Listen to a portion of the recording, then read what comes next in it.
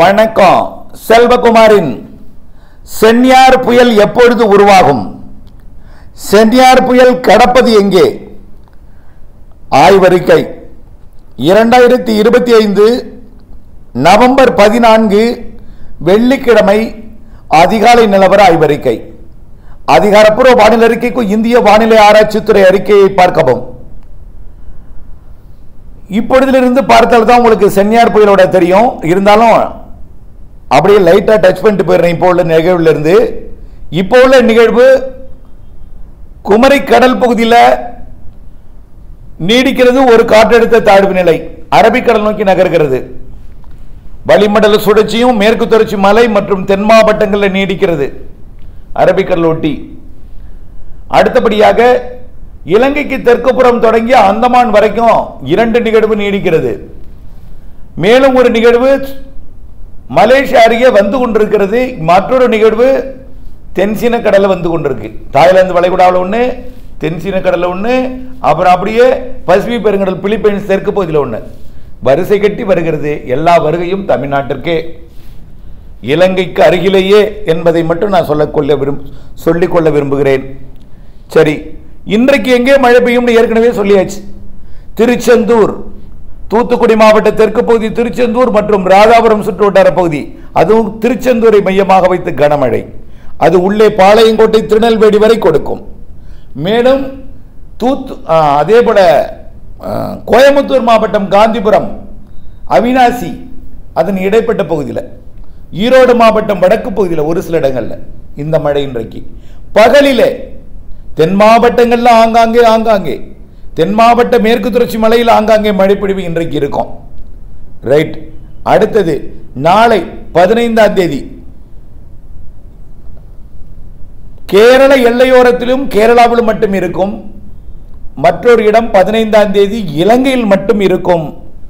அடுத்த நிகழ்வு காற்றழுத்த தாழ்வு பகுதியாகி நாளை 15ஆம் தேதி இலங்கையில், இன்றைக்கு தென்னிலங்கையில் 15ஆம் தேதி வடக்கு கிழக்கு மாகாணங்களுக்கும் மழைப்பிடிப்பை தொடக்கினோம். இலங்கைக்கு அருகில் இருக்கக்கூடிய பகுதிகள், தமிழ்நாட்டின் பகுதி, இந்தியாவோட பகுதி எதுன்னு பார்த்தீங்கன்னா கோடியக்கரை முனை, ராமநாதபுரம் மாவட்டம், தனுஷ்கோடி, ராமேஸ்வரம் பகுதி அடுத்த இடம்.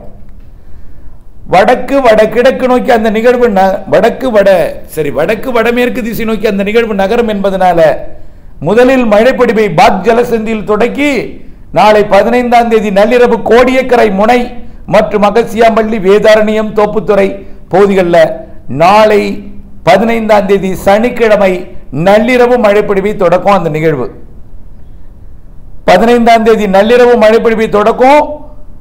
பிறகு அப்படியே ஓய்ந்தார் போல் இருக்கும். மீண்டும் காலை முன்னேற தொடங்கும். காலை நிறைய சுப நிகழ்வுகள் இருக்கிறது. இருந்தாலும் காலைக்கு பிறகுதான் தீவிரமடையும். காலை மழை இருக்கும். வேதாரண்யம் பகுதியில் 16ஆம் தேதி, அடுத்த நாள் 16ஆம் தேதி ஞாயிற்றுக்கிழமை 15ஆம் தேதி நள்ளிரவு இரவு கோடியக்கரை வேதாரண்யம் பகுதியில் இருக்கும் மழை.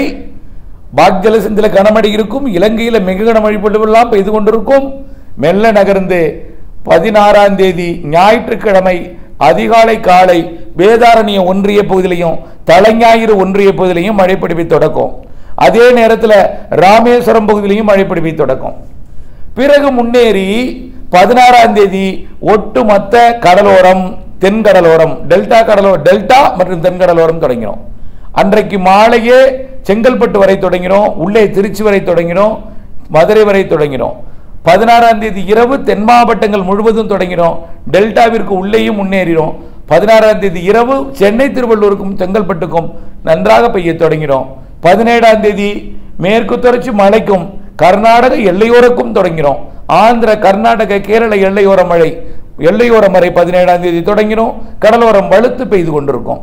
படிப்படியாக 18, 19, 20, 21 தேதிகளில் வடக்கு நோக்கி நகர்ங்கி டெல்டாவிற்கு வடக்கே நிறைய மழைப்பிடிப்பை கொடுத்து கொண்டிருக்கும். அதே வேளையில் அனைத்து மாவட்டங்களுக்கும் நல்லதொரு மழைப்பிடிப்பை கொடுத்து கொண்டே இருக்கும்.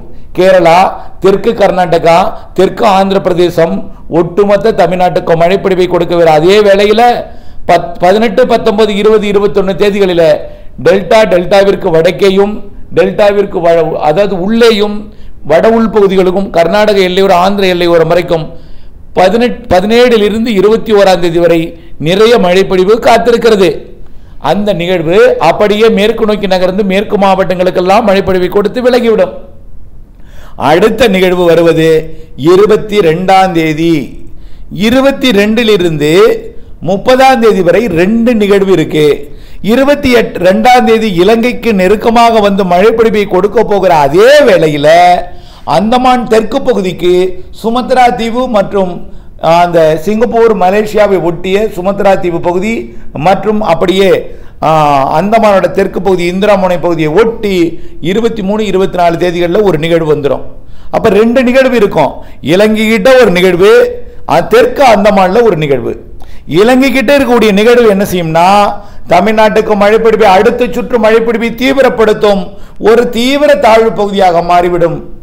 கண்டிப்பாக இலங்கையை ஒட்டி நெருக்கமாக வந்து ஒரு தீவிர தாழ்வு பகுதியாகி 22 23 24 தேதி கன மிக கன அதிகன மழைப்பிடிப்பை தமிழ்நாட்டின் டெல்டா மாவட்டங்கள் வடகடலோர மாவட்டங்கள் வட உள்பகுதி எல்லா மாவட்டங்களுக்கும் மிதமானது முதல் சற்று கனமழை வரை ஆங்காங்கே கனமழையும் கடலோர மாவட்டங்கள் கன மிக கனமழைப்பொழிவையும் ஓரிரு இடங்களில் அதீத மழைப்பொழிவையும் கொடுப்பதற்கு வாய்ப்பு இருக்கு.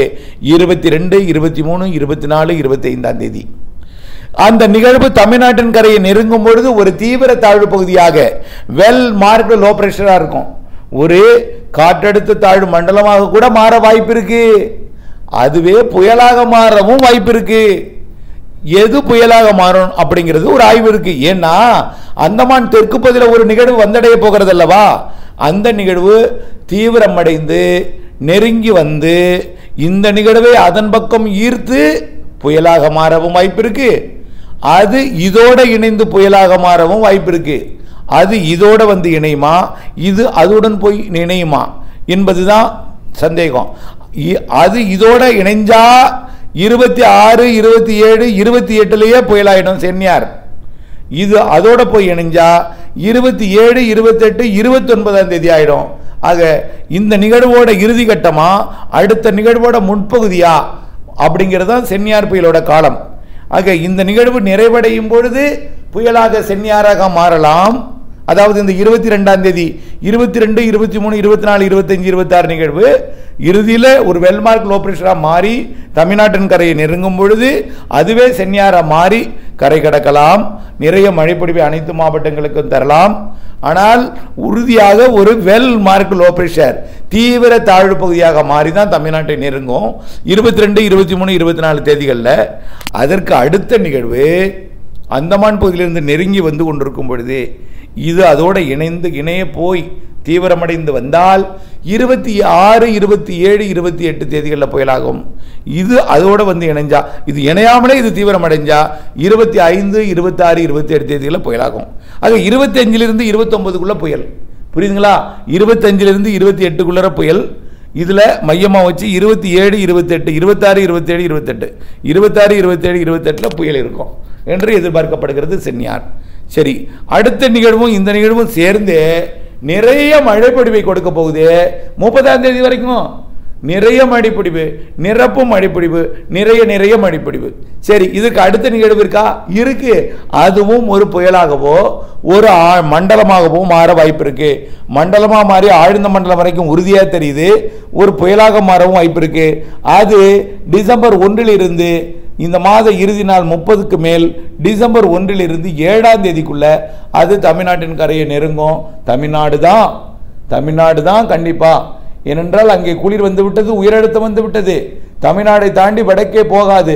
பெரும் புயலா மாறி உயரழுத்தத்தை எதிர்த்து மோதும் அளவிற்கு உருவானாதான் வடக்க போகும்.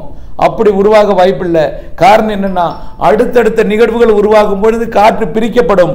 கடல் வெப்பம் கொஞ்சம் கொஞ்சமா குறையுது. 30 இருந்தது 29 குறைஞ்சிருக்கு.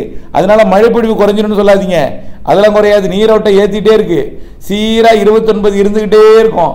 ஆகவே 29 28 மாறினாலும் 27 மாறினாலும் கவலைப்படக்கூடாது. 26.5 டிகிரி இருக்கிற வரைக்கும் சிறு நிகழ்வும் உருவாகிட்டே இருக்கும். சிறு நிகழ்வு நிறைய மழை பெறும். ஏன்னா நிலநடுக்கோட்டு வெப்பநீராவி கிடைக்க பெறும் என்பதனால சிறு நிகழ்வும் நிறைய மழை பொழிவை தரும். அதனால இந்த மாத இறுதிக்கு பிறகு டிசம்பர் மாத முதல் வார நிகழ்வும் வலிமையான மழை தரும்.